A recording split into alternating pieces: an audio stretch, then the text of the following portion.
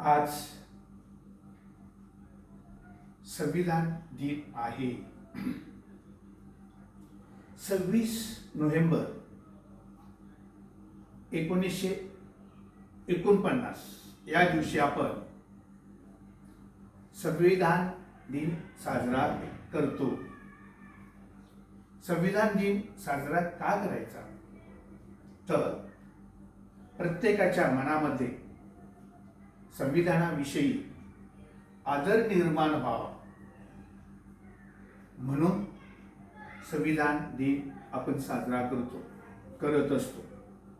तसेच प्रत्येकाला हक्क, कर्तव्य याची जाणीव व्हावी, माहिती मिळावी म्हणून संविधान दिन आपण साजरा करीत असतो.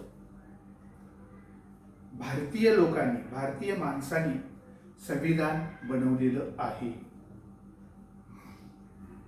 संविधानामध्ये की असा उल्लेख आहे प्रत्येक मंत्र्यांनी की संविधानाला साक्षी मानून शपथ घ्यायची, दुसऱ्या कोणत्याही धर्माला साक्षी मानून शपथ घ्यायची नाही असं संविधानात उल्लेख आहे. सर्वात मोठा ग्रंथ संविधान आहे आपला, लक्षात ठेवा. आणि त्या संविधानामध्ये असा उल्लेख आहे, सर्वांना पुढे घेऊन जायचं, सर्वांना पुढे घेऊन जायचं. पण असं आज घडतं का? नाही. उलट घटनेमध्ये लिहिलेलं आहे, प्रत्येक व्यक्तीला अन्न, वस्त्र, निवारा सरकारनं दिला पाहिजे. प्रत्येक व्यक्तीला काम दिलं पाहिजे, हाताला काम दिलं पाहिजे असं घटनेत उल्लेख आहे. सरकारचं कर्तव्य आहे. पण हे सरकार हे कर्तव्य पार पाडतं का? तर याचं उत्तर येतं नकारात्मक उत्तर येतं. कारण आज परिस्थिती कशी आहे पहा, की 4-5% लोक श्रीमंत होत आहे आणि 90-95% लोक गुलाम बनत आहे आणि 4-5% लोक श्रीमंत बनत आहे. घटनेमध्ये उल्लेख आहे, गरीब आणि श्रीमंत याच्यामध्ये जी दरी आहे ती कमी करायला हवी असा घटनेत उल्लेख आहे. पण आज परिस्थिती वेगळी आहे. ही जी काही दरी आहे, श्रीमंत आणि गरीब ही दरी वाढत आहे. आजची परिस्थिती भयानक आहे. दररोज आपल्या इंडियामध्ये, भारतामध्ये 30 कोटी लोक उपाशीपोटी झोपत आहे. लक्षात ठेवा. सरकारचं कर्तव्य काय? अन्न, वस्त्र, निवारा देणं, हाताला काम देणं हे त्यांचं कर्तव्य आहे. पण आजची परिस्थिती इंडियाची, दररोज उपाशीपोटी 30 कोटी जनता झोपते. तसेच 3,000 लहान मुलं जी आहेत कुपोषणानं मरतात, त्यांना सकस आहार नाही, दूध मिळत नाही दररोज सरासरी. इतकी भयानक परिस्थिती आज. 9 ऑगस्ट 2018 या दिवशी क्रांती दिनी आपलं संविधान राजधानीमध्ये दिल्लीमध्ये जाळलं गेलं आणि बाबासाहेब आंबेडकर मुर्दाबाद, बाबासाहेब आंबेडकर मुर्दाबाद अशा घोषणा देण्यात आल्या. परंतु याच्यावर सरकारनं कोणतीच प्रतिक्रिया दिलेली नाही. लक्षात ठेवा.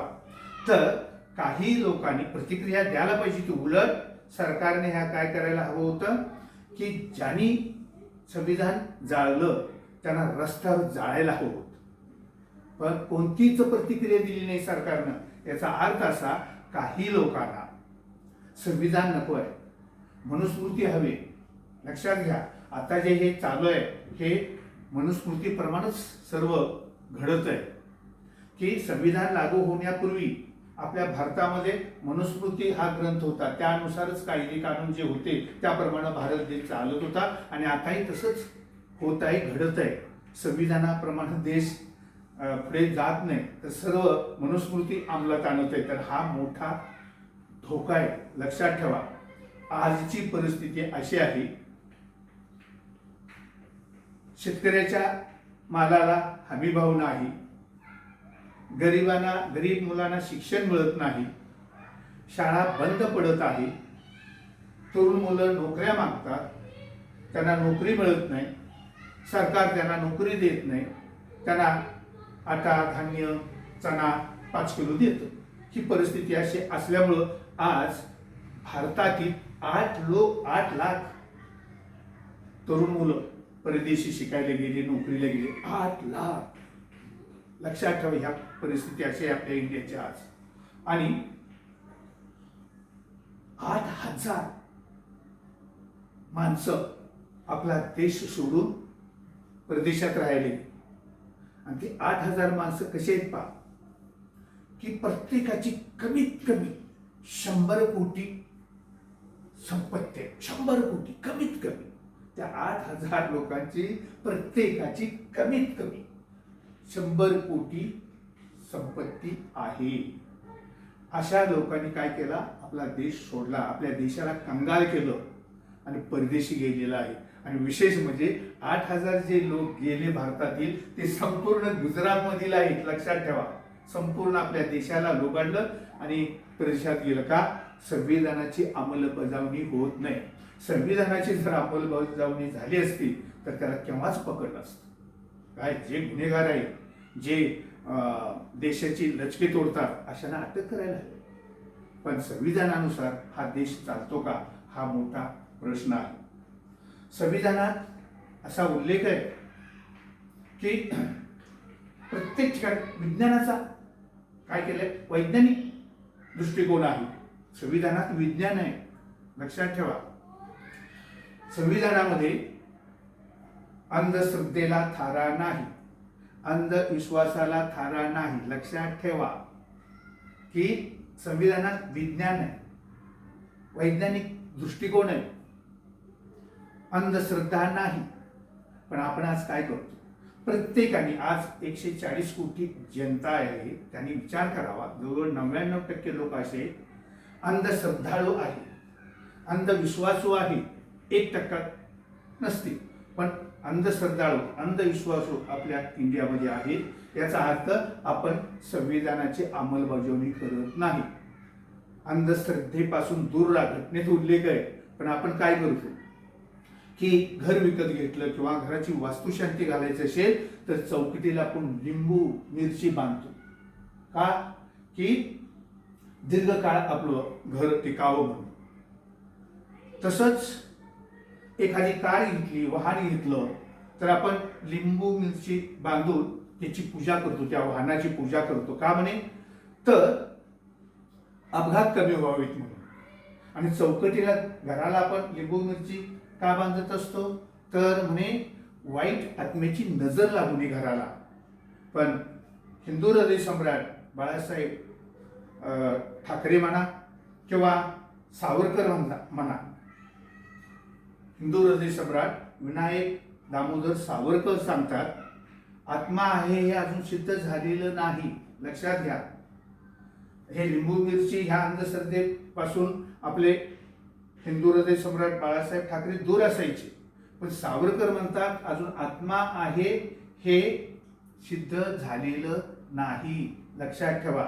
तरी देखील आपण काय करतो, लिंबू मिरची बांधतो, अंधविश्वासाला काय देतो, थारा देतो, अंधश्रद्धेला थारा देतो. एवढंच नाही, हे सरकार पण, ह्या सरकारने काय केले पहा, 2020 ह्या साली राफेल विमान फ्रान्समधून विकत घेतलं.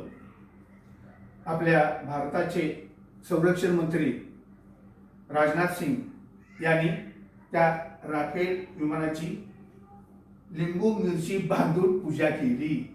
अक्षरशः टीव्हीवर सर्वांनी पाहिलं, अख्ख्या जगानं पाहिलं, मोबाईलवर म्हणा सर्वांनी पाहिलं. आणि आपण जगाला दाखवून दिलं आज विज्ञान युगामध्ये आमचा भारत देश किती मागे आहे, किती मागासलेला आहे, किती अंधविश्वासू आहे, अंधश्रद्धाळू आहे, हे जगाला आपण दाखवून दिलं ह्या सरकारनं.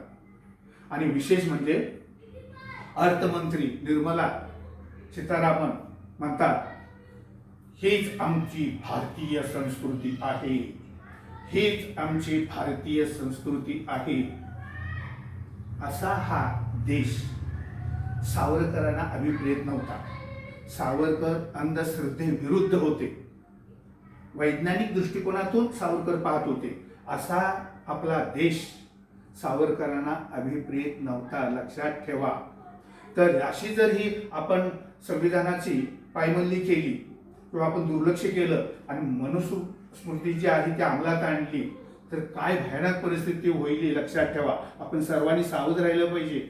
मनुस्मृतीमध्ये उल्लेख आहे, जर स्त्री जेवत असताना कुणी पाहिलं तर म्हणे पाप आहे. पुरुषांनी स्त्री जेवत असताना त्या स्त्रीकडे बघायचं नाही, पाप आहे. किंवा स्त्री बरोबर जेवण करायचं नाही, पाप आहे. आपण नरकात जाणार, स्वर्गात जाणार नाही. स्त्री जेवत असताना तिच्याकडे पाहायचं नाही आणि तिच्यासोबत जेवायचं नाही. याचा अर्थ काय झाला?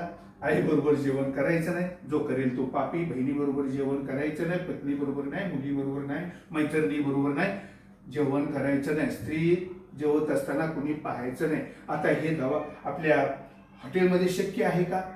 विचार करा. जर ती अंमलात आणायची ठरवली तर मग काय होईल? जेवढे हे हॉटेल आहे त्या हॉटेलमध्ये काहीतरी नियम ठरवावं लागेल की सकाळपासून 12पर्यंत पुरुषांनी जेवायला यायचं आणि 12 ते संध्याकाळपर्यंत स्त्रियांनी जेवायला यायचं. स्त्री जेवत असताना वाढपी स्त्रीच पाहिजे, काय वेटर स्त्रीच पाहिजे, तिथे पुरुष नको आहे. जर हॉटेल मालक पुरुष असेल तर स्त्रिया जेवत असताना त्यानं स्वतःला कोंडून घेतलं पाहिजे का खोलीत? कारण स्त्रियांना जेवताना पाहणं पाप आहे. आता हे आपल्या भारतात शक्य आहे का? जर मनुस्मृती लागू केली तर आपली परिस्थिती, एक फक्त थोडं उदाहरण दिलं, अशा अनिष्ट रूढी बऱ्याच आहेत मनुस्मृतीमध्ये. तर आपण ते सावध राहिले पाहिजे. आणि तुमचं माझं काम कर्तव्य आहे की संविधानाचं रक्षण आपण स्वतः पहिला केलं पाहिजे. आणि सरकार जर त्या संविधानाचं रक्षण करत नसेल, संविधानाप्रमाणे आचरण करत नसेल तर विचार करायला हवा. आणि मतदान करताना मग अशा लोकांना मतदान करा जे की संविधानाचं रक्षण करतील. अशाच लोकांना आपण मतदान करायला हवं, लक्षात ठेवा. धन्यवाद.